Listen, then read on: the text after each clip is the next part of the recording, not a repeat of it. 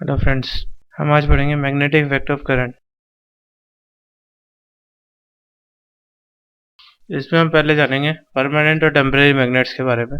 Permanent magnets basically वो magnet होती है जो लंबे समय तक मैग्नेटाइज रहती है, जबकि टेम्परेरी मैग्नेट्स बहुत शॉर्ट ड्यूरेशन तक मैग्नेटाइज होती है, उसके बाद डीमैग्नेटाइज हो जाती है। ठीक है, यहाँ हम इलेक्ट्रोमैग्नेट्स के बारे में बात करेंगे जो कि टेम्परेरी मैग्नेट्स हैं। इलेक्ट्रोमैग्नेट्स है टेम्परेरी मैग्नेट्स, ये बेसिकली इलेक्ट्रिक फील्ड के थ्रू मैग्नेटाइज किया जाता है। जब हम किसी करंट कैरिंग कोयल में करंट पास कराते हैं और उसके अंदर कोई मैग्नेटाइजिंग मटेरियल रख देंगे तो उस केस में वो मैग्नेट बन जाता है, बट वो थोड़ी देर के लिए मैग्नेट रहता है। जैसे ही हम करंट की वैल्यू जीरो करेंगे यानी सर्किट को ओपन में करेंगे तो उस केस में वो मैग्नेट तुरंत डीमैग्नेटाइज हो जाएगी। तो basically electromagnets are magnetised in solenoid. Solenoid क्या होता है? बेसिकली कोइल्स का एक अरेंजमेंट जिसमें करंट पास हो रही हो, उसे हम सोलेनोइड कहते हैं।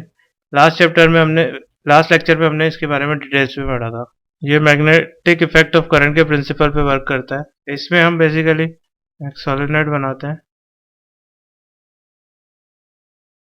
इस सोलेनोइड को एक्सटर्नल सर्किट से कनेक्ट कर देते हैं बैटरी की।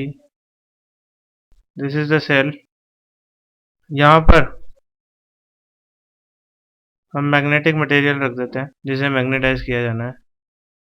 जैसे इसमें करंट पास होगी तो उस केस में ये मटेरियल से रिलेटेड मैग्नेटिक फील्ड में चेंज आएगा और उसकी वजह से ये इसमें मैग्नेटिक इंडक्शन होगा और ये मैग्नेट बन जाएगी। इस तरह से इस करंट के पास होने से यहाँ अंदर मैग्नेटिक फील्ड बनेगा और उससे हम इसे मैग्नेट बना देंगे। इसे हम इलेक्ट्रोमैग्नेट कहेंगे। जैसे ही करंट की वैल्यू जीरो करेंगे ये वापस से डीमैग्नेटाइज हो जाएगा, यानी अंदर वाला ये रोड तब तक मैग्नेटाइज रहेगी जब तक इसमें करंट पास हो रही है। इस इलेक्ट्रोमैग्नेट की स्ट्रेंथ किन किन फैक्टर्स पे डिपेंड करती है ये हम देखेंगे।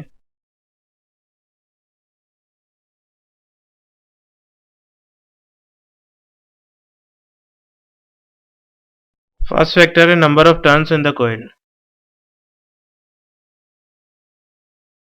जैसे जैसे हम नंबर ऑफ टर्न्स बढ़ाएंगे वैसे वैसे स्ट्रेंथ ऑफ इलेक्ट्रोमैग्नेट इंक्रीज होगी।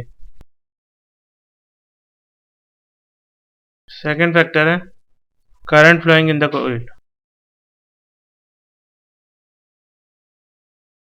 जैसे जैसे हम करंट को इंक्रीज करेंगे वैसे वैसे स्ट्रेंथ ऑफ इलेक्ट्रोमैग्नेट इंक्रीज होगी, क्योंकि अंदर मैग्नेटिक फील्ड इंक्रीज हो जाता है।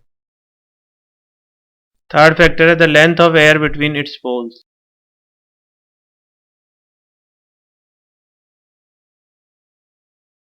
अगर हम length of air gap reduce होंगे करेंगे तो उस केस में इलेक्ट्रोमैग्नेट की स्ट्रेंथ इंक्रीज होगी, क्योंकि एयर मैग्नेटिक फील्ड को पास होने से रोकता है। तो इस तरह से इन फैक्टर्स पर इलेक्ट्रोमैग्नेट की स्ट्रेंथ डिपेंड करती है। Now there are some differences between bar magnet that is permanent magnet and electromagnet which is temporary magnet.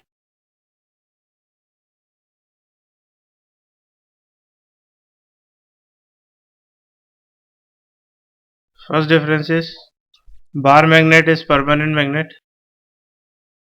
जबकि इलेक्ट्रोमैग्नेट एक टेम्परेरी मैग्नेट है।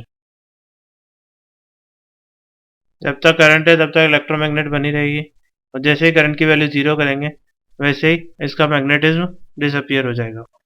Second, permanent magnet comparatively weak force of attraction produce करती है, जबकि electromagnet very strong force of attraction produce करती है।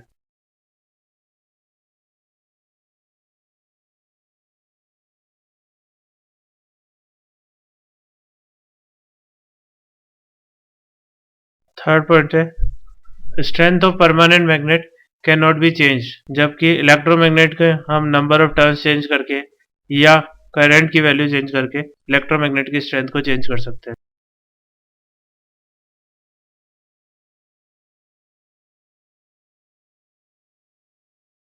Fourth difference है हम परमानेंट मैग्नेट में नॉर्थ साउथ पोलरिटी को चेंज नहीं कर सकते, वो फिक्स है, जबकि इलेक्ट्रोमैग्नेट में हम अगर हम करंट की डायरेक्शन को चेंज कर देंगे तो नॉर्थ साउथ की पोलरिटी चेंज हो जाएगी।